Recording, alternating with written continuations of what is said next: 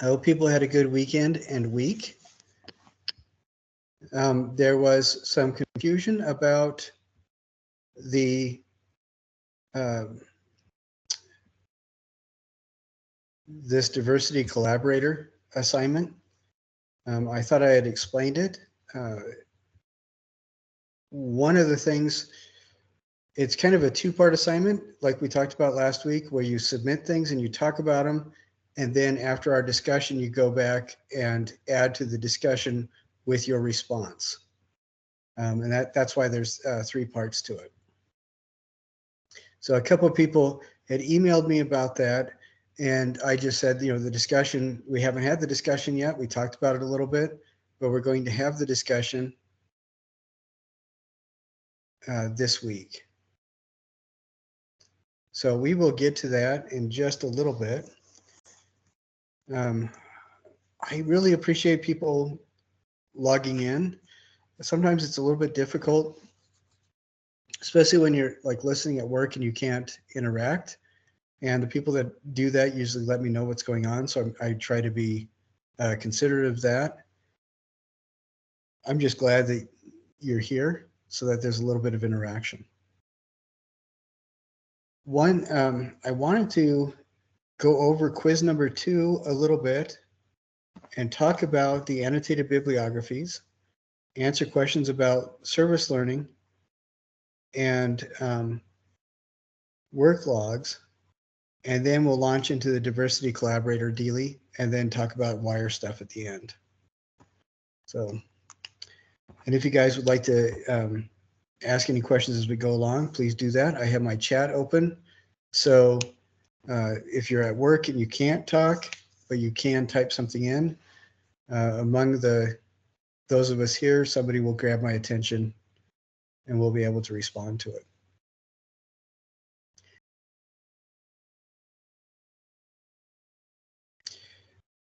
One thing I mentioned about the quizzes is that each of the quizzes have a couple questions that are ringers. Have you guys noticed that as you've been taking the quiz? Because there's a couple questions that the only correct answer is in the book and it's not the answer you expect.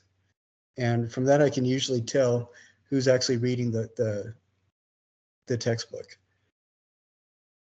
The biggest thing to that is, or the biggest example of that is the simplest definition of a line. What was the definition of a line that you learned about in math or geometry class or your 2D design class?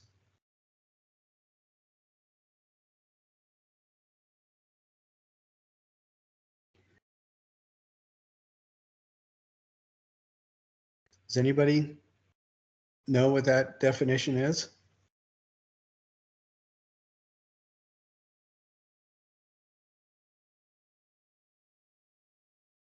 I want to say the space between 2 points, but that doesn't sound right.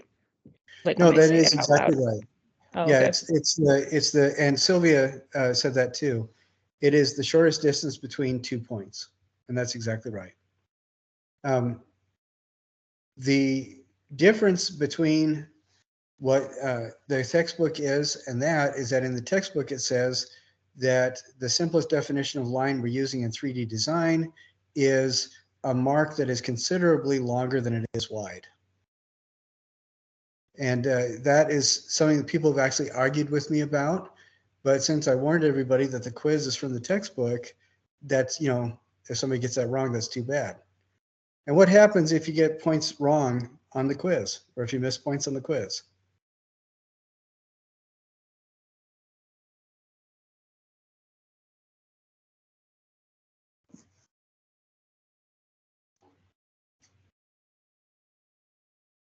Are you doomed to deal with those lost points forever?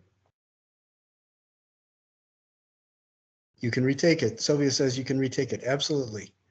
So if I point out that any points are missing, just go ahead and retake the quiz, resubmit it. It's not a big deal. Now, I say that about half to 2/3 of everybody gets the quiz absolutely perfect the first time around. And the only times that people don't is either because they think they can do it without referencing the textbook, or they just go too fast. and they don't hit the right answer. And that happens a lot. So when you guys take the quizzes, give yourself a little bit longer than you think you need, and just take it easy, and you'll find out that you'll miss a lot fewer points. A couple of the things that I wanted to talk about on that quiz number 2, is I'd like your response to this. Is art defined by those rules that were in the textbook? Are they absolute rules to define art? I would say no. I think they're great guidelines and it's interesting to learn about. But I think art is kind of what you make of it and your intention to create art. I think that's a big part of it. I think you are absolutely right. The rules and guidelines of art are there to help us if we do something and it doesn't feel right.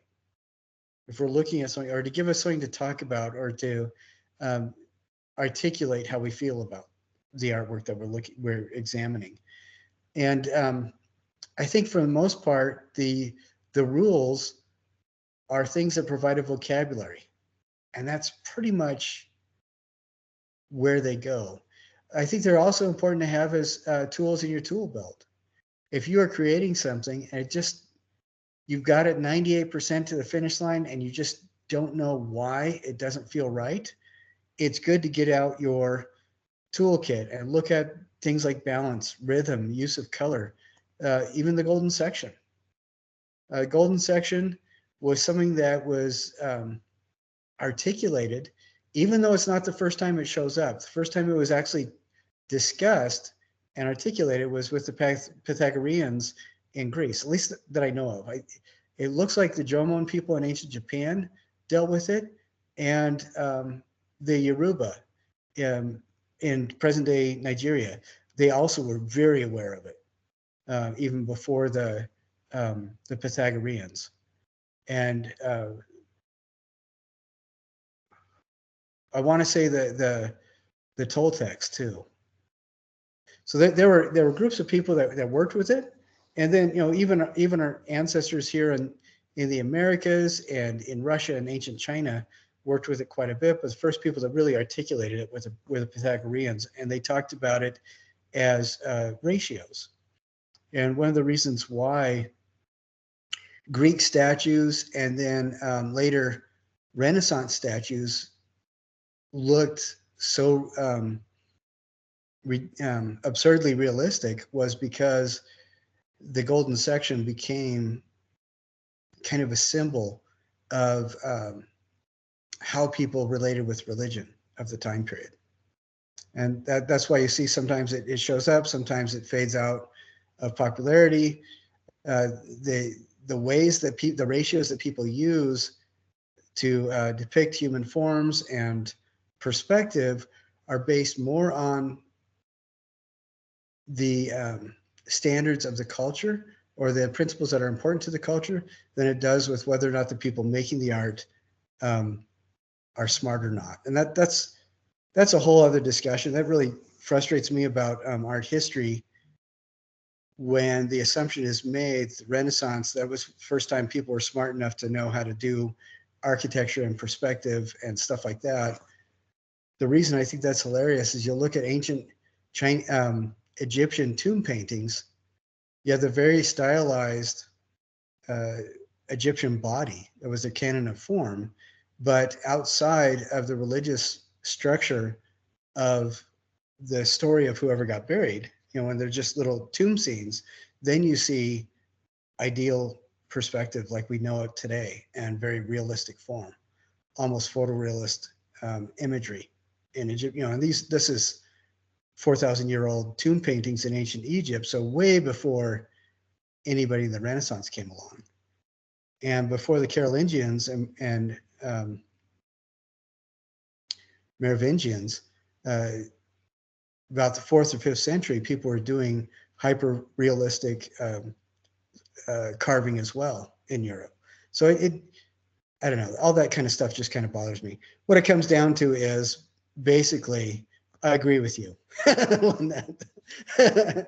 They aren't hard and fast lines, but we can use them as tools in our tool belt to help us understand what we're doing and understand and express how we relate to the art around us. So yes, very much. Now, our relationship with chaos. Have you guys had experiences where something was chaotic and you just had to try to understand it? I mean, that seems to be something that's pretty, that, thinking creatures seem to do.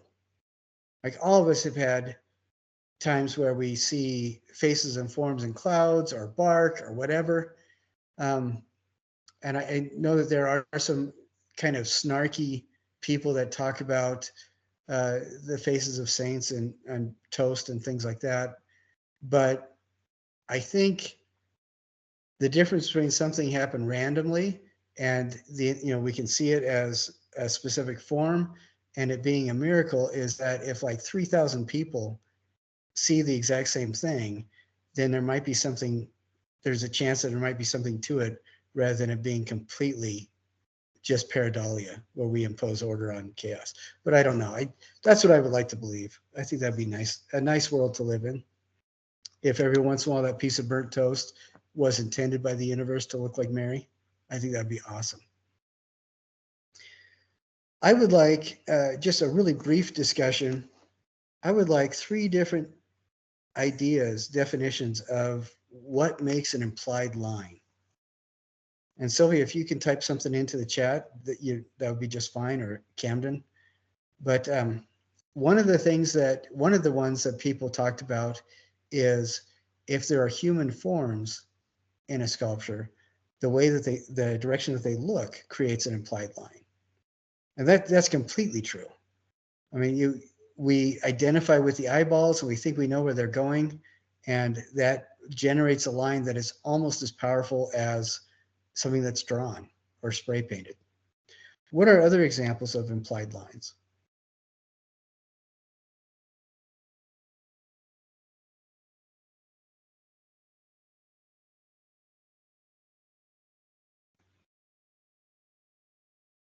Have any of you heard of a painter named Royden Card? He lives in southern Utah.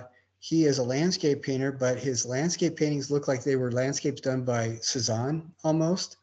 And Cezanne was real famous for doing lines about each of the objects, around each of the objects in his paintings. And when you don't have that and the objects are differentiated just by color, then what have you generated?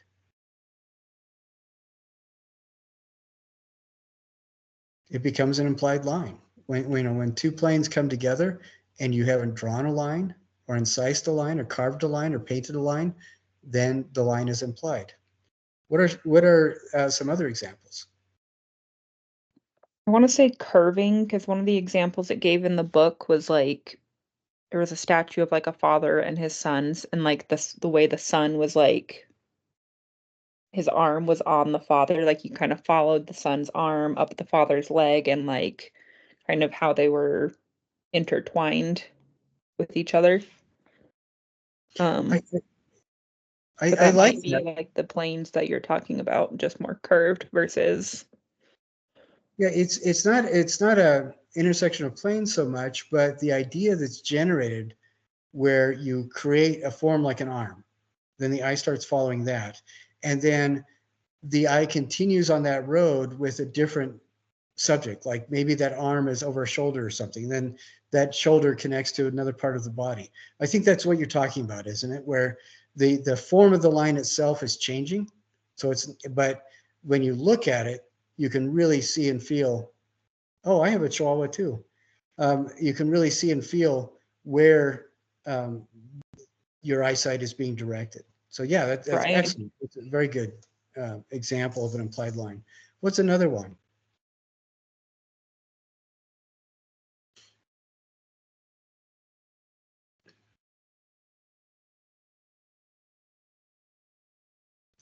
If you look, yes, Sylvia.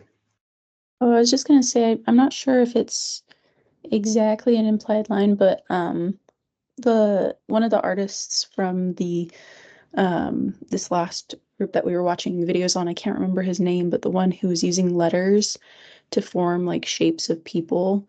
There Oh, yeah. wasn't an exact outline of a person, but like he built the person using letters. And so from far away, you just kind of see like that implied line shape of an outline of a person. And like different sculptures were different. Like there was different amounts of line versus implied lines, but he used kind of the volume, I guess, from his shapes to kind of imply it. Yeah, I think that is excellent. And that is one of the ones that I appreciate the most, because it's really, I think can be really difficult to do, where the sculptor or the artist is creating a line because they know what aspect of whatever it is that they're making you're focusing on. And by lining up the exterior points of those letters or whatever, or the shapes of the letters, the artist knows that your mind is going to fabricate a line, because of that pareidolia idea where we make something ordered out of chaos. I really like that. It's like when you look at a mountain and you see the kind of the lines of the tops of the trees that almost feel like feathered areas on a mountain that kind of defines different shapes on the mountain, where the trees are not creating a solid line, but our eye kind of fills in the gaps between among the tops of the trees, so we can see that. And I think one of the artists that does that is Anthony Gormley, and his sculptures, for the last 20 years, he's been working really hard to create human form sculptures that we can read as humans, but he tries very hard not to have any consistent lines in them for the most part to really define that human. They seem to be made up almost entirely of implied lines. So yeah, excellent, very good. All right, and one of the things in the quiz that somebody pointed out was, for going back for however long you want to name, humans have been generating constellations in the night sky. And there's no lines there. The stars generally do not make connective lines, but it's a way for our minds to kind of create order. And the stars definitely seem to make some implied lines just along those same kind of and that same kind of fashion. So yeah, excellent, very good. Now, a few people, I wanted to move from the quiz to work logs. For the most part, everybody's really clear on the work log. Remember that the work log is just for you to demonstrate or to record the amount of time you spent on the activities within the module for the work log. So the work log for 7.A is going to include all your activity for module 7.A. And it seems like and everybody's getting that, and I think that's great. So I wanted to say thank you for that. I mentioned that because somebody asked a question, they had done it right, and then they said, oh, did I do this right? And of course they did. So that's why we're mentioning that.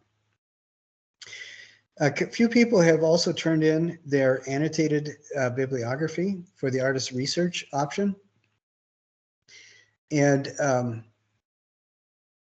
for the most part, they're looking pretty good. There's a couple things that I wanted to point out that I did talk about last week that I wanted to iterate again, and then another thing to add on to that. If you are doing the annotated bibliography, the citations, each of the citations need to be in MLA format, and each of the citations need to be have the accessed on phrase at the end if it is something that you accessed on via the internet. If it's a physical book or magazine article that you actually came across at the library or some other one of those archaic physical institutions, then you don't need to have the accessed on phrase there. Again, it does need to be in MLA format, correct MLA format, and all of the citations with your annotations need to be organized alphabetically. So those are the three things that are really common that people get like 70% right or 80% right. They just need to work on that. But the other thing that I've noticed too is formatting isn't consistent. I don't really, it doesn't matter to me which kind of formatting you use, but it does help me quite a bit when the citation is on a separate line from the summary paragraph, and that the summary paragraph is clearly separate from the reflection paragraph. As long as those three things are separate and in order, then whatever format you choose to use is fine. A couple of the annotations were turned in so that the citation bled into the summary paragraph, which bled into the reflection paragraph, and that was very confusing. So please, when you do that, just sort them out. Now, Whitley, you are doing the service learning. Yes. As you've been going through the service learning material, has that been helping you to kind of define what you want to do and connect with people? Yeah, so my son goes to a special needs school. So that was one of the groups I thought I could work with, and I spoke to his teacher. And she has some ideas of like because I know that like I want it to be beneficial to the school. So one of the things she was saying she wants to do is make sensory bins Oh, very cool. to go along with stories. So like one of the examples she gave was the book Brown Bear, What Do You See? And so in that bin, she puts all the different animals that the bear sees. Because it's like a school for severely disabled children. So like them feeling and touching these certain things to go along with the book is like really helpful. But she seems excited about it, and like that'll really help the kids, obviously. So I don't know if that's kind of along the lines of what the project is supposed to be like, or I think that sounds pretty good, because what you're supposed to do is connect with somebody and find out exactly what they need okay. with your specific and unique skill set. Okay. One of the real tragedies that a lot of people don't talk about was illustrated in that video I had everybody watch. Yeah. You know, the second disaster. And when I was in Alabama, I want to say about 40 years ago, I was in a community where 5 tornadoes came through. And immediately people started sending all sorts of food and stuff like that, just what, in their panic state, whatever they could think of. Mm-hmm. And more people got sick from food poisoning because there wasn't anything in place to keep that food fresh, and the wrong, and that kind of, that really quickly deteriorating food was sent, that, they didn't bother connecting with people. And so I think what you're doing is really falls in line with that. Okay. I would just, the research or service needs to be about 20 hours. So keep that in mind so you don't push yourself too far. I found that people doing the research, it's a lot easier for them to keep the time down than it is for you service learning people, because you just get really caught up in it. So just be careful of that, manage your time so that you don't, unless you really want to, so you don't do too much. No, I mean, I like helping out at the school, so like it's not a big deal if I go over, but also like I know that they have summer school hours and they're only open a certain amount of time during the summer. So like that'll kind of help keep it in check as well. Okay. So I think Okay. she'll just want help like assembling the kits, like getting all the materials together, things like that. So I'm in contact with her. Okay. And he'll Yeah, be going back in the summer, like after the last day tomorrow. So it'll be. and using your expertise in selecting the materials for the sensory kits and everything, that would be, I think, really good. Okay. Yeah, definitely. Yeah, Okay, excellent. awesome. Right. Okay, it looks like we lost Lanny or Lynette, but that is probably because I'm just too boring. Okay, now what I would like to do is we're going to share the screen and do our discussion for the Diversity Collaborator. I don't know, the state legislature has changed the kind of vocabulary that the university is supposed to be using. And we are addressing issues of diversity. We're dealing with issues of countering racism. And I don't know what the proper words are to use so that nobody gets their feelings hurt. So bear with me, and whatever patience you have to muster, please do so. My intention is not to hurt anybody's feelings. Over this last semester, with a group of people at UVU, some of my very favorite people there at the school, we went over a book. It was, I think, something like How Long Do We Have to Wait by Martin Luther King. And it was included things like his letter from the jail that he was in for a significant amount of time, but it was talking about the very beginnings of the civil rights movement, at the end of the 50s. And one of the things that he said that has always struck me was he believed that America should be a meritocracy, where people should be able to pull themselves up by their bootstraps, where Martin Luther King said, what do you do when you have no boots? And which really struck me, and I think that puts a perspective on the kind of conversation that we're talking about.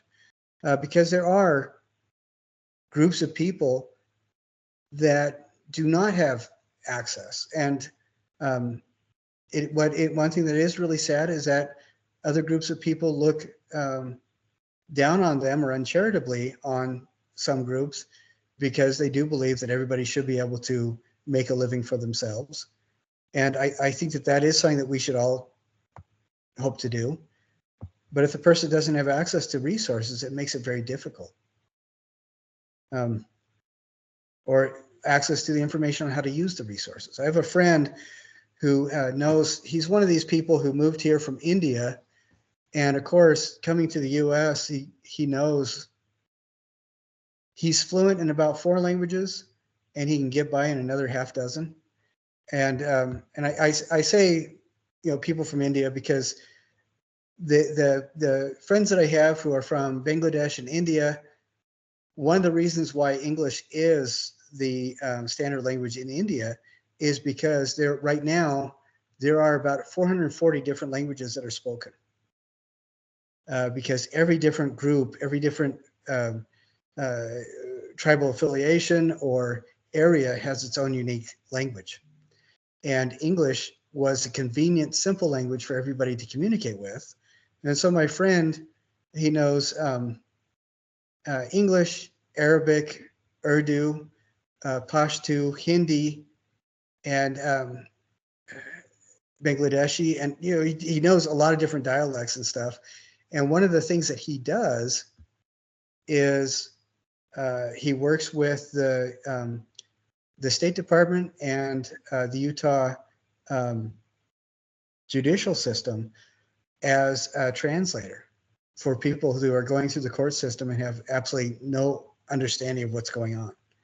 They can get by in English in order to buy stuff and do different things like that. But when you talk about legal settings, it becomes incredibly difficult to communicate.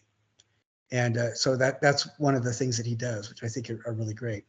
Now, as we look at this, and the reason I say that is because it's something that a lot of us don't, when we think about it, we think, oh yeah, obviously, but we don't really consider that everybody doesn't have the same knowledge base that we do. And I think that is something that can be a little bit eye-opening to understand. Now, Whitley, you did this first. Would you mind terribly talking about the dividing image and the uniting image that you have here and describe why? Yeah, for sure. So for the first one, I felt like that was a dividing image just because to me, I feel like it did more harm than good. It's a statue of Robert E. Lee with a lot of protesting, like Black Lives Matter stuff all over it. And I feel like something positive could have been made instead. Like, I guess I don't want to offend anybody either. Like, I don't feel like defacing something is the best way to get the message across. Like, I feel like a more positive Black Lives Matter thing could have been created, and that maybe would have had more of an impact than just looking like something was defaced, even if that is a symbol of, hate or slavery or whatever you want to call it. That's just kind of how I took that. All right, I appreciate that, and that's one of the things about this discussion that we have today is one of the ground rules is everybody knows that nobody's saying anything to be offensive. Right. And so the opposite side to that, or the other side to that, is everybody participating needs to appreciate the fact that nobody's trying to be offensive, so nobody should be offended. Okay. Still, so I try not to worry about that too much. The fact Okay. that we do, I think, says something that shows that we don't want to offend anybody. So Okay. I do appreciate that. Right. Okay. Excellent. Could you share what this uniting one is?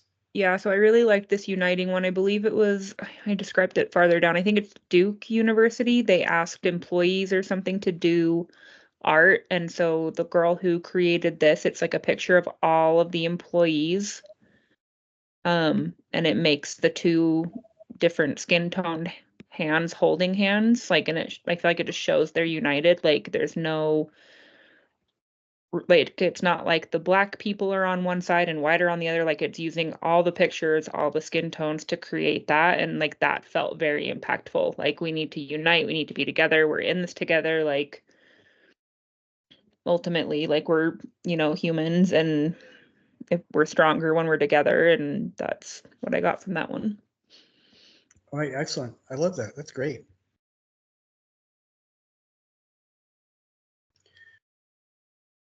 Well, this I really appreciate those two. I think that's great, and I do agree. I think defacing something, whether or not you agree with it, feels to be a little bit more confrontational. Yeah. And that's a difficult one for me to be comfortable with.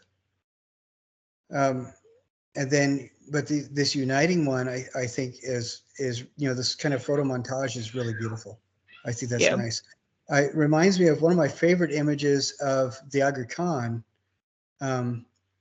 It was a photo montage made of just thousands of Ismailis from all around the world, and so his image was represented by this, really beautiful statistical cross section of all of humanity, just coming together. And I think images like that, I think, can be really impactful and powerful.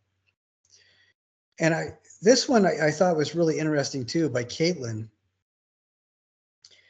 Let's see,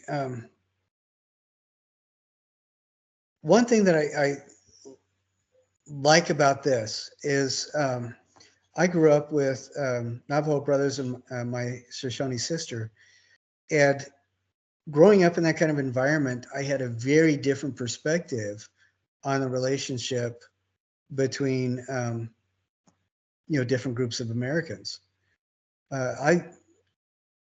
It was really startling to me to realize that my sister and her family didn't even have the right to vote until 1923, when she and her family were here way before anybody else was, or her family was here. And what is interesting to me is that in the early 1800s, you will see portraits done by American, Caucasian American artists of the executive leaders of the different nations of the time, in the East. And these painting portraits, are done with the same kind of regalia and reverence and respect as painted portraits of heads of state in Europe. And then right around 1870, 1880, right after the Civil War, American government started looking at portraying American Indians quite a bit differently, or the indigenous Americans very differently, and characterizing them quite a bit, which it's absurd, until now we get, in the 60s, a good portrayal of an indigenous American was in like the Disney TV show like Daniel Boone. You know, it's still a very strong characterization. And that's something that's always bothered me when different European countries would interact with new countries for the first time. They always referred to them as countries and kings and queens and emperors. But when they came to the kings and queens and emperors of the continent of Africa, North and South America, those terms changed to tribal affiliations and chiefs. You know, which is shows a very different perspective than the relation with heads of states elsewhere in the world. Now, I like this. We don't typically think of cookies as being art, and I love these because these are portraits of very important people that did very impactful things that are usually really sidelined or dismissed outright, which I think is pretty astonishing. You know, like you know, the black woman who invented the toilet paper holder in the 1930s. Nobody even knows about her, but I mean, there is not a person alive today in North America who isn't very grateful for her. You know, and I love this kind of fun way of portraying that with, you know, these cookie portraits. I think that's great. That's awesome.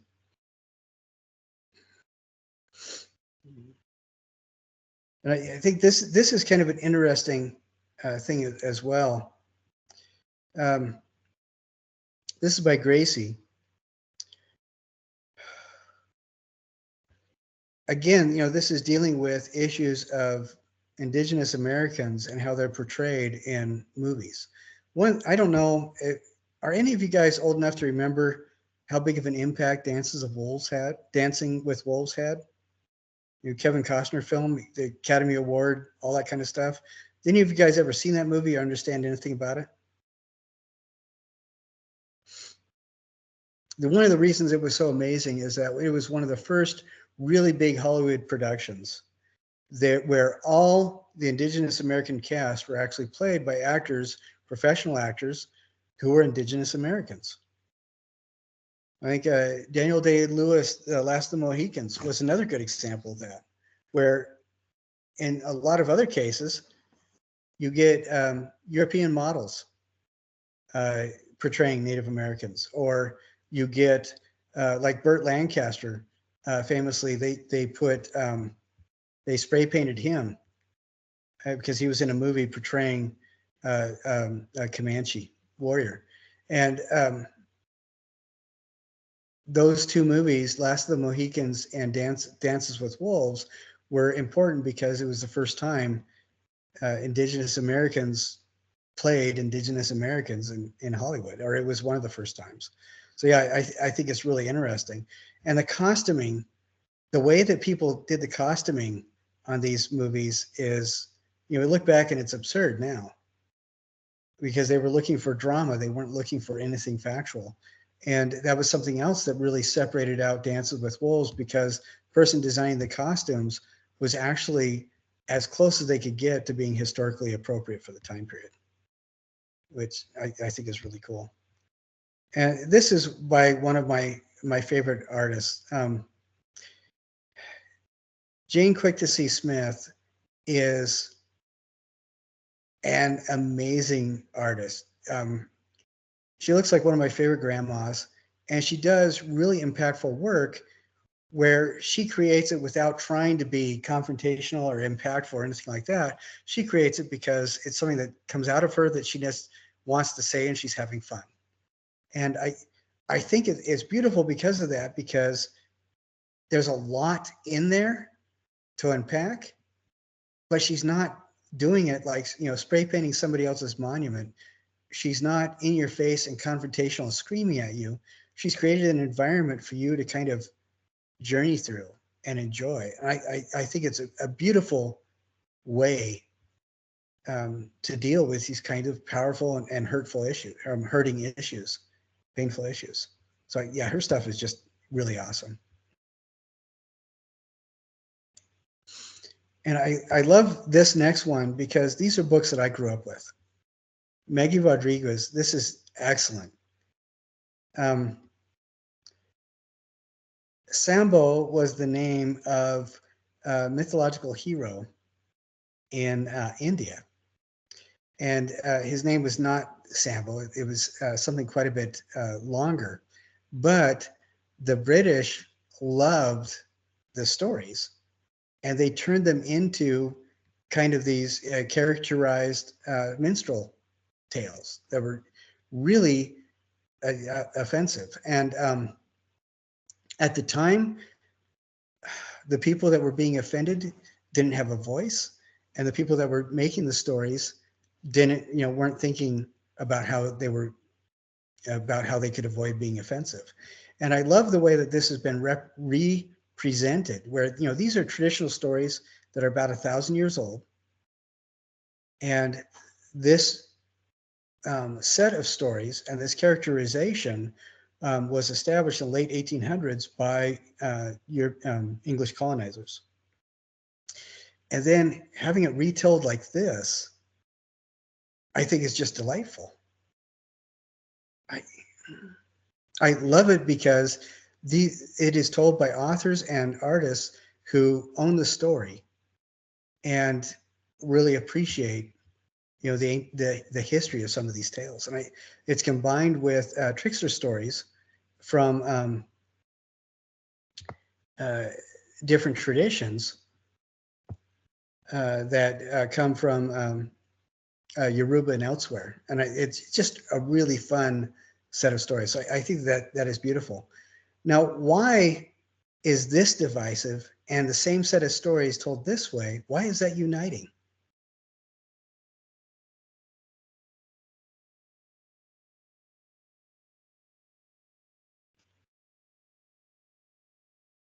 Like Sylvia, what is the big difference that you see between these two?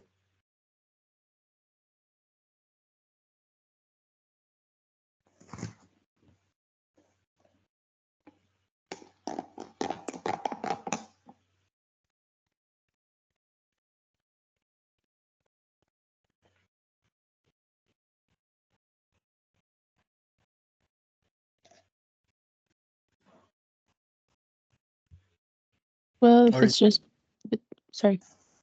go ahead, please. Well, if it was just kind of like a difference in regards to just like the covers themselves, like one of them is saying like the story of the little black Sambo, and the other one is saying Sam and the Tigers, but also just like it's like the cover art is very different as well. Yeah, it is. It is very different. The book that I had was actually first published in 1920, and the images of Sambo were very much caricatures. And cartooning is one thing, and that's totally something a little bit different. But when the caricatures or cartooning is done in such a way to make fun of the individual and show a significant lack of respect, that is something very different. Like the book that I had, the illustrations were done as a kind of the minstrel show style, which was just particularly offensive. And I think what's so cool about this, when we look at this, it doesn't look to me like this kid is being made fun of at all. It looks like it was done more lovingly too. Like when you look at the two pictures, like the second one looks loving and like a child will gravitate towards that wanting to read it. Yeah, I think so. And, I don't know what the illustrator of this was trying to do, but I definitely like this one more. And I don't know how much of it might surprise you guys, but right now, about 85% of all books sold for children depict that are depicting human forms rather than animals, depict Caucasians.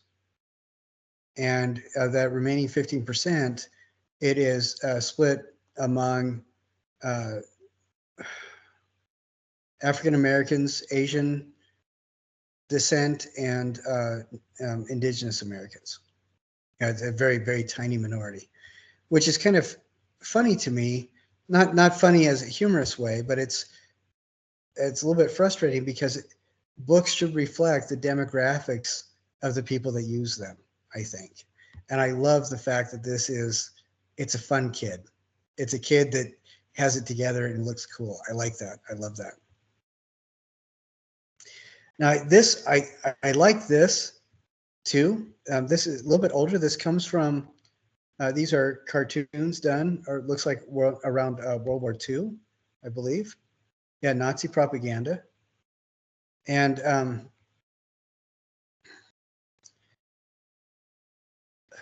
Nazi propaganda was really nasty. And it's very derogatory, and awful. And it's interesting to me that the same kind of visual triggers are used, regardless of who does the propaganda, towards to dehumanize the people that the propaganda is supposed to denigrate. I think that's really, it's sad, but it is interesting, and it's indicative of the times. And I think that this is really interesting. When we talk about this second image, the uniting one, this brings to mind something where, I don't know, one of the things that really stood out in Passion of the Christ, Mel Gibson's movie. One film critic said that it should have been titled the Jesus Chainsaw Massacre. But one thing that was interesting about that is that James Caviezel, they spent a significant time working on his makeup and prosthetics so that he would look Hebrew. And the whole cast of the movie was trying very hard to make it look like it was actual people that lived in that part of the world at that time, which I think is really interesting, because most of the time, we think of Moses, instead of being Hebrew, he's going to be, 6.5 foot tall Charlton Heston. And so it's interesting to me when people do Jesus paintings, or Christian art that is not made up entirely of the North American Caucasian market models. And I always think that's interesting. When I was a young kid, my mom brought home a book that was Jesus Through the Ages and Around the World. And it had portraits, thousands of portraits of people that had stories about Christianity and Jesus from all around the world. And the portraits of Jesus that were from Asia made Jesus look like Asians. The ones that were from portraits of Jesus from Ethiopia made him look like he was from Ethiopia. South America, it looked like he was from South America. And I remember my dad getting upset about that, because he was very much a fan of Michelangelo and Caravaggio. And he expected Jesus to look like a Norwegian. And my mom explained, well, if Jesus is supposed to be for every Christian, and every Christian is supposed to see themselves in Jesus, then it's everybody's right to have Jesus look like them. And I thought that was a pretty cool, but it changed my dad's perspective quite a bit. And I love this too, by Lexi Porter. I think that this is really good image. You look at toys and dolls.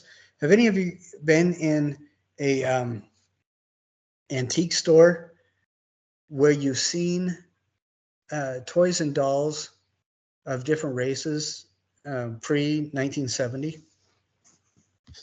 Have any of you ever seen that?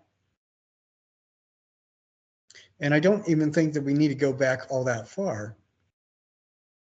But it's interesting because you do get these dehumanizing characterizations of individuals that make human beings look like clowns. And I think it's, at the time, they were considered cute, but that was because the dominant force in the economic spectrum was not very compassionate for how people that were not as dominant, in the economic spectrum, felt about what was being supplied. And nowadays, of course, you can dolls are going to look very, very, very different than they do here. Right? And I think this is really kind of interesting. And then you get something like this, and I think that this image here, I follow several artists from Nigeria and Yoruba kingdoms, and just Western Africa. And right now, there are a lot of portraitists who are just really astounding with in their photorealism. And they are following the rules and expectations of setup and format that were established in the Renaissance in Europe.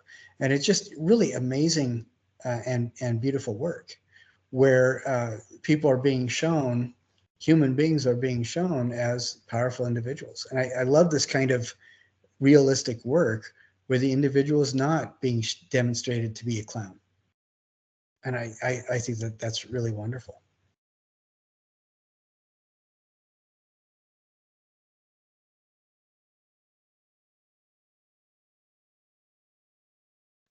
Now, this is interesting to me, this particular one that Emily brought out, because this 14-year-old dancer by Edward Degas, he did this to demonstrate the beauty that he saw in this little girl.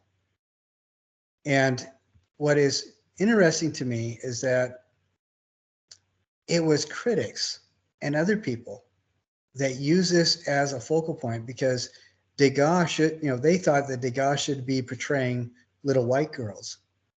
And Degas was portraying the beauty of dance, which belongs to everybody. So this is, a 14-year-old dancer that he saw and he fell in love with, and he thought she looked beautiful, and that's who he did. And so this is something where the art was not intended to be divisive, but it became divisive because of low forehead critics in Paris.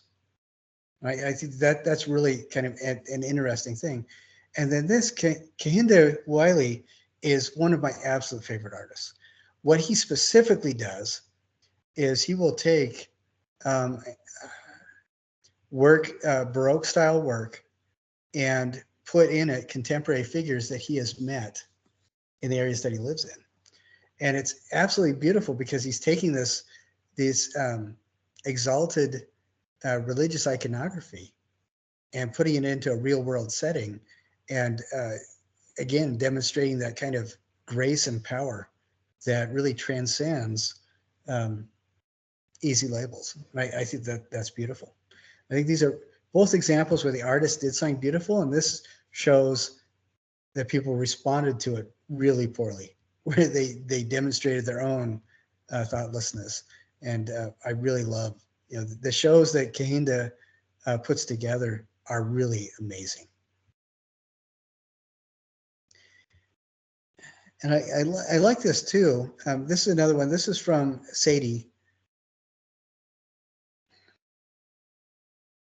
where we see that cartoonists are creating imagery that characterizes in an unflattering way certain human beings. You see this an awful lot in all sorts of different kinds of political cartooning, where the idea is to dehumanize, and I'm going to call it clownify the subject of the cartoon. And that works as humor when the person has power within the culture. And it is very dehumanizing and incredibly thoughtless when the individuals being portrayed or made fun or caricaturized are in a minor role or in a beaten role in society, in a negative role. Making fun of somebody is only funny when everybody's in on a joke. Making fun of somebody who is not in any sort of position of power is just severe disrespect. So I think that's a really good example of dividing. And this is kind of fun. This deals with an idea, and I love, this is a children's book, and it addresses these ideas of where people come from. The dominant culture of any society always flavors the language and names that come into that society with the imagery or strength of the dominant culture. You know, that's one of the reasons why when people come here from a country that does not use a Latin alphabet, they pretty much have to write everything out in a Latin alphabet, because that's the only way that people are going to read them, or the majority of people. And it's interesting to me that all of us have noticed on our keyboards that we don't have easy ways of putting in inflections or the declinations of Latinized letters. So we can't write names in Turkish or Spanish or Laotian or anything like that, because all we've got is the Latin letters on our keyboard. And it's interesting to me because then it's very difficult for people to really expect everybody else to unconsciously accept their history, because we're not in a position to. So I like books like this where they address issues of that, where people start appreciating the fact that, yes, we here in the US will write in a Latin alphabet that is specifically enunciated with an American inflection, but not everybody in the world says their names that, the way that we'd spell it out. Ibn Rushd was a doctor in Umayyad Spain around the 10th to 12th century, somewhere in there, who was incredibly brilliant. And he is one of the forebears of our modern way of symptomizing diagnosis, by cataloging diagnoses for medical treatment. Because his name was in Arabic, Ibn Rushd, when he wrote books and stuff like that in Arabic, nobody can understand it. And his name was very quickly changed in the rest of Europe to Averroes, which is not his name at all. And there are other examples like that. Like Ibn al-Jabbar was a mathematician that was just amazing. And you probably guess from his name that's where we get the term algebra from. So, it's interesting to me that things have changed so much, and they still are quite a bit. This reminds me of my time in Germany. This is the ideal human being, the Caucasian blonde with blue eyes.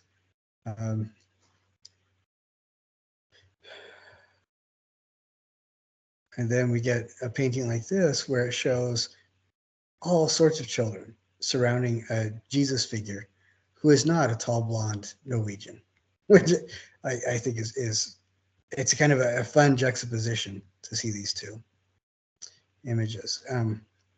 When I was one of the times I was in Germany, I was going around to different galleries, buying small prints from students or lesser known artists in each of the areas, and those were the souvenirs I was taking home. And I remember going to one gallery in Nuremberg where an individual, it sounded like they came from the Southeast US, was in front of me, and they were very quickly had escalated their conversation to the German behind the counter and yelling at him, saying, "Are you stupid? Don't you understand English?" And then they stormed off and left the store. So in the best German that I could muster, when it was my turn, I came up and I started apologizing. I said, "I'm so sorry. Not all Americans are like this." And the lady said, "No, that's okay." And I said, "Oh, I thought you only understood German." And she said, it's easy for me to understand English when it comes from somebody like you who is trying to talk to me in German. I can't hear any English at all when the person's a jackass. I thought that was pretty funny. But that's what this kind of reminded me of. I just thought that was hilarious. But I really like what I'm seeing with you, what you guys have been doing for the dividing or divisive and the unifying examples. You know, you get Tom and Jerry again, and then you get this beautiful street art, you know, this urban art that I think is great. These are wonderful examples. And I think, you know, some of the things that we can see that are consistent with the divisive art is that it dehumanizes or is confrontational. And I think that that's really really pretty amazing. One of the things I think is always kind of funny to me is you get the group of people that are intent on finding something disparaging about the differences of groups. And then you get the people that are really the artists that are focusing on the art that don't find the disparagement. An example of this is I was watching a conversation with 5 of the top rappers right now. And one of the rappers said the thing that was most irritating to him was that Eminem was so good. And somebody asked him, well, why is that irritating? He said, well, rapping should be for people who look like me. But one of the guys who's defined it is a person who looks like him. And he laughed about it. He said he wasn't really offended or upset or anything like that. It was just really fun to see from his perspective. It was fun to see how somebody who looked different transformed the entire genre. You know, and you know, you look at people like Eric Clapton or Slash or Les Paul, and these are guitarists, you know, monumentally important guitarists in the last 100 years. And the people that really paved the way for them are people like Jelly Roll Morton and Scott Joplin, who were also they're American composers and people of very different backgrounds that really helped to define that music. And I was listening to another rapper talk, and he's one of the rappers who's also an actor. And of course I can't remember his name, but somebody asked him, you know, who is your inspiration? And he said, William Shatner. I thought that was hilarious. But evidently, you know, William Shatner, who had the first televised interracial kiss internationally with Lieutenant Uhura, you know, in Star Trek, he was the one who pioneered psychedelic rock and spoken word music, which directly led, according to this rapper, into contemporary rap, which I thought was really kind of interesting. And I guess what I'm kind of backing into is I don't really believe that there is a sustainable future for art that's angry. I think that as artists, one of the things that we need to be looking out for is how we can create. And part of that process of creation is developing material that is unifying. It doesn't hurt us at all to support the people that are different than us. And I think that actually makes the environment better. Some of the greatest composers in American history were people that did not fit appropriately within the popularized public sector. You know, people who were immigrants and people who did not look like the people that were buying a lot of albums. But they're the ones that made American music in the 19th and early 20th century a distinct thing from the rest of the world because they came together and created something new. And I don't know, I just think that's really, it's very interesting to me. If we look at cultures around the world, the ones the cultures that lasted for a really long time, like the Byzantine Romans, they lasted from about the 3rd century until the beginning of the Crusade. So they lasted for about 1,000 years, whereas Western Rome lasted for about 100 years. You know, after the split, Western Rome fizzled out fairly quickly, and the Eastern Romans, the ones in Turkey, lasted for a really long time. And looking at the differences is that the Romans that remained in Italy did not want anybody that didn't look like them or speak like them to be part of their group. But when Constantine set up the Roman Empire in Turkey, very quickly he included and collaborated with every culture that was there. And to the point where walking in Byzantium or Constantinople or Istanbul, 1,000 or 1,500 years ago, at any given moment, you would hear at least 6 to 8 different languages being spoken, because people were fluently conversing with what they were familiar with. And it's interesting to me that after Byzantium fell and was the reins of power were taken by the Ottomans, that empire lasted for almost 1,000 years, again, because, well, it lasted from about 1350 until the early 1900s, because again, the Muslims that were ruling what had been the Byzantine Empire were collaborating and working with everybody, every culture around them. In Islam, it is considered very inappropriate to have depictions of the human form within the worship space, direct worship space. But Armenian Christians, or a big part of worship has to be the icon, where it's the human form depicted in paintings within the worship space. And these Muslim rulers would send the Armenian Christian artists to Italy to learn how to paint better so that they could come back and put icons in their own churches. So the Muslims were funding the Christians to do something that was necessary for the Christians, but against the policies of the Muslims. And I think that that's really interesting. The same thing happened in Egypt. The most powerful dynasties and the longest running dynasties were dynasties that worked with and collaborated with the cultures within Egypt and around Egypt. And when they started isolating themselves and cutting themselves off from difference or the other, is when they started dwindling.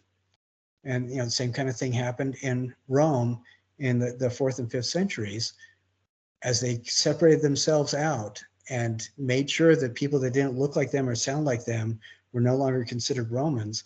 That's when the culture started fading. And I just think it's really interesting. As artists, we have an opportunity to, without preaching or being confrontational, to support the people that don't look like us, that aren't like us, that are different than us. And we can do it engaging in this space of beauty creation, because that's what artists do. We don't have to speak like other people. We don't have to look like other people in order to support other people.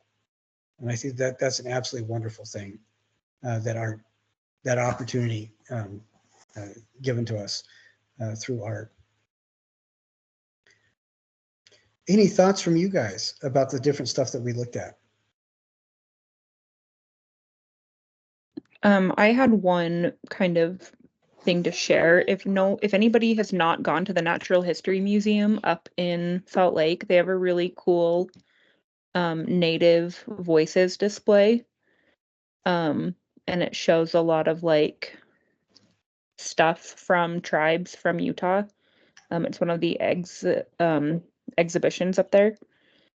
So if anybody ever goes up there, like, I thought it was just really it was just a really cool like art installation thing up at that museum. So I think that's excellent, and it's really cool to see stuff like that. When I was a young person, I went to the Yakima Nation Museum in southeastern Washington. That's where I'm from. And that's when I first started learning about the boarding schools, where the American government worked with a significant number of churches to create boarding schools to essentially turn indigenous Americans into Caucasians. And a lot of people were beaten and hurt very severely. And a lot of children died because of that process. And then, you turn around and U of U, every couple of years, there's somebody that says the U of U should really be sued by the indigenous people in Utah because of their mascot, the Utes. And what those lawyers don't understand is that the U of U works very closely with people like Lacey Peterson, one of my friends, with the Ute Nation, to make sure that they are coordinating things and working with the Ute Nation. So that quote unquote mascot is actually reflective of the respect that they have in their collaboration. And BYU, another university there, for decades and decades has been at one of the tent pegs to the National Network of Powwows. And we would go with my brothers and sister all the time. Just really very amazing stuff, and it's exciting to learn about things like that. Excellent, very good. Anybody else, Sylvia or Camden?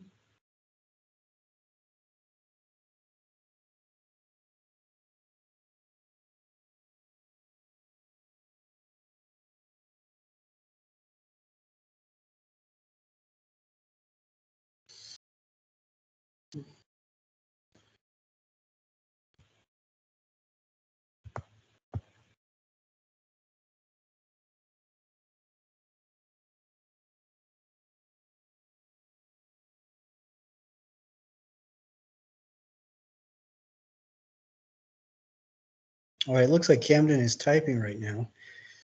This idea of racism and difference according to race is something that is very real and palpable, but it's based on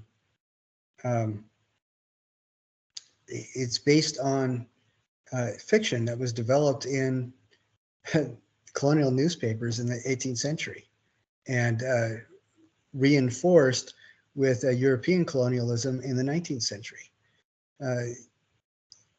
When European colonists first started setting up shop in North America, two of the ways of other people to get here were convicts and destitute people in Europe could sell a contract or be sold. Their contract could be sold to farming families and landowners in the colonies, who would essentially own that person until their upkeep and travel costs were paid for.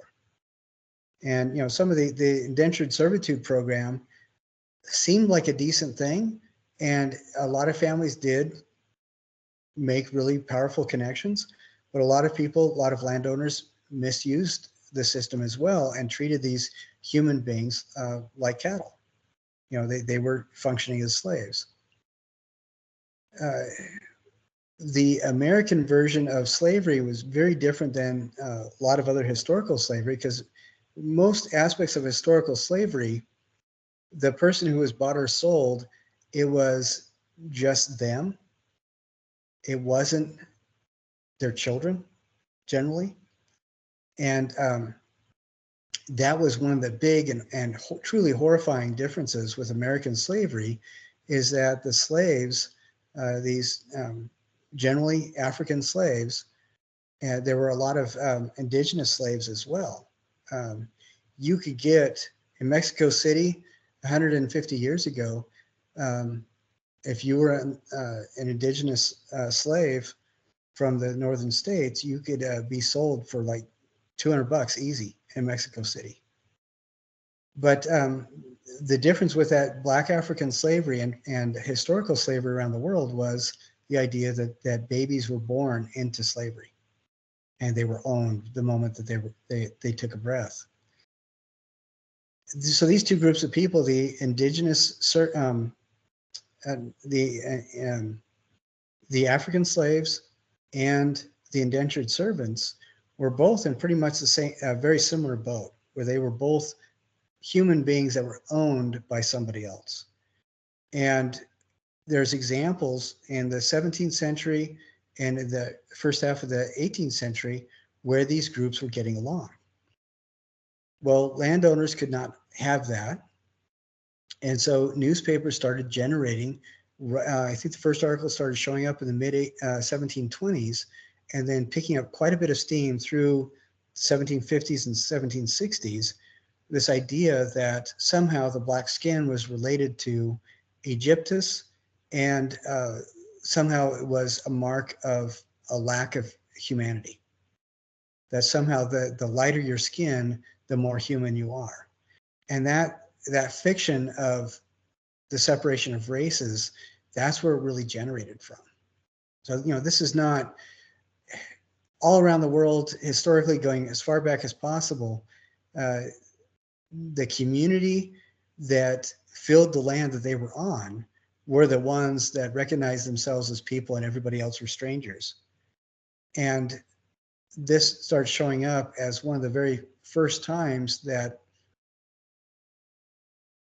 real race, the color of a person's skin somehow made them less than human, which is and that it's when it started becoming spoken about. And that the whole idea of the Enlightenment, a big chunk of the philosophy was trying to justify this dehumanizing slavery. I just think that's interesting and kind of horrifying that now, generations later, we are still dealing with the fallout from that manufactured fiction. So I hope as artists, it's interesting to me because the more an artist focuses on creation, the less they have time for these kinds of things, it seems. And it doesn't, like I said, it doesn't hurt. It only makes us better when we collaborate and support and encourage people around us that make things different than our stuff, and who look and speak or act differently. I think it expands our own awareness as well as our own expressive vocabulary, I think. Anyway, so I hope that conversation was a benefit to everybody. It is important to be mindful of it. And as you go back and do the last two parts of this, watch this, think about it. If you need to add to what you had already put in the discussion, please do so. And so that part 2 is this class discussion that we've just been having. And then part 3 is adding to the discussion board your written reflection about your perspective on the kinds of things that we were talking about. Now, I want to spend just a short amount of time, because I didn't leave a lot of time, on the wire that we need to do. We're going to be talking about more of it on Thursday. And I wanted to show, this is something that somebody has already turned in. And this, I think, is really interesting. This person used the wire in the kit. Now, arguably you don't have an awful lot of wire in the kit, but you do the best you can. And this individual, Margaret, there's extra wire that she used right here on part of it. And the structure, it looks to me like this could be something like a lamp, something like that. I don't know exactly what it is, or it could be a vase. Some of the things that I like about it is that this is stable. It stands by itself. The other thing I like about it is that it looks to me like the wire is being used throughout to really generate this three-dimensional form. And I like the fact that Margaret also used a different color of wire for this area here. I think that makes it really interesting. So think, as you are doing your wire stuff, think about the different kinds of things that you could do. And think about the examples that we talked about that weren't so good, and then the examples in the assignment page that I think that are pretty decent. I like the moonwalker and the fish at the bottom. I think both of those are really good. And I probably, give me just a second, I'll go back to that page.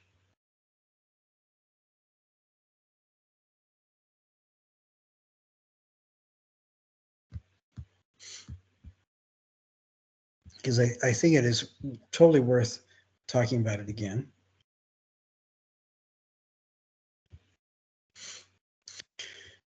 You know, the really good examples, I think, are these shoes. I think those are beautiful. The shoes are done in such a way so that you can really tell what they are. They don't have a lot of extraneous stuff. You see through them. They do very much look like scribble drawings. This person looked like they used a lot of wire. And I like this because of the different kinds of textures of wire, like a lot of the joining up here in the head that makes it look like stitching. And then you get this tubal spirals that make it look a little bit more fluffy. But again, these shapes are very stable and they stand on their own. This moonwalker, I think, is really a fun shape because you can see everything. And it is nicely defined. I think this, it looks to me like a child's toy. This animal toy is great. I think that this turned out really good. Same kind of thing. It's stable. It's not, the coils are supported by wire within them. And then this fish, I think, is really nicely done. So, a couple things to be thinking about as you're doing the wire stuff. Now, I am all done. Those are the things that I wanted to talk about tonight, and I think we did that. And I believe Whitley was talking about the Natural History Museum in Salt Lake. That would be a really good thing to visit. Does anybody have any last conversation elements or? Oh, okay. Camden is asking about straightening out the wires. In your kits, you have some pliers. I think that some of the best way to straighten out the wire is I will kind of bend it a little bit opposite to the coil, and then I will work out the kinks just using the pliers. And I usually have to have 2 pairs of pliers to work the kinks out. Sometimes I'll use the pliers to squish the kinks to straighten them out, and sometimes I'll use them to grip the wire tightly and kind of bend it away out of the kink. So, and it is time consuming, it is a pain in the butt, but that seems to be the best way to do it. One thing that you can also try is pounding it on cement. The problem with that is that when you pound it, it does have a tendency to curl it really tightly the opposite way. It's no longer round. It makes it a little bit more difficult to work with, and it can actually break easier as you're bending it. So I think just uncoiling it with your hands, and make sure you wear gloves so your hands don't get super dirty, and then working out the kinks just by going down the wire slowly with pliers. Does that help, Camden?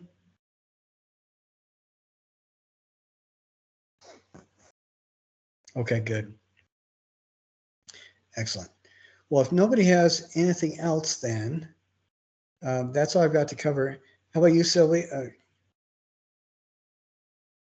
What did you, with just one plier? If you use 2 sets of pliers, it does work more effectively, I think.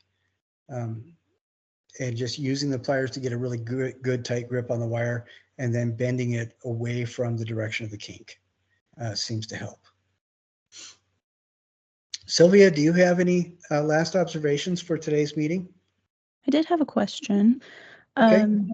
So I originally chose to do the artist research option, but I just recently was talking with somebody who is a part of like this musical play that happens called Cries of Freedom, and they were needing assistance with like the costume and creating like the art backgrounds and everything like that. Would that potentially work as a service project or no?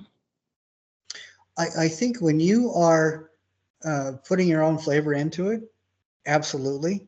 If if all a person is doing is just setting up chairs, then no. But it sounds like if you are involved in costume and set design, that is using your unique skill set, I believe. If that's the case, just go back to that assignment and resubmit saying, hey, I'm changing, and then I'll go through and change which assignments you're responsible for. And everybody who's declared research or service, you are only responsible for the set of research assignments if you've chosen research, and you're only responsible for the set of service assignments if you've chosen service. And there are some assignments that everybody's required to do, but Sylvia, if you're going to be doing service, resubmit that. And if I don't change it in the next day or two, just email me and remind me, and I will change it. I'll make the change. But that sounds excellent. With that, yeah, with that, the performance is around July 4th. Is that still fine with regards to the timeline with the service? Yeah, the dates and time and stuff like that on service are particularly going to be flexible because you have to work with people that are not only you. Mhm. So yeah, just keep me in the loop and let me know as things progress. Okay, All right. awesome. Thank you. Sure thing. Well, great, guys. I hope everybody had a really good evening, and I'm glad you were with me on that conversation. I love seeing what people did, showing examples of art as divisive and art as unifying. I think that was excellent to see. So thank you so much for being part of this tonight. And I hope you guys have a wonderful weekend and week. And I look forward to visiting with all of you again next week. Thank you. Thank you. Bye.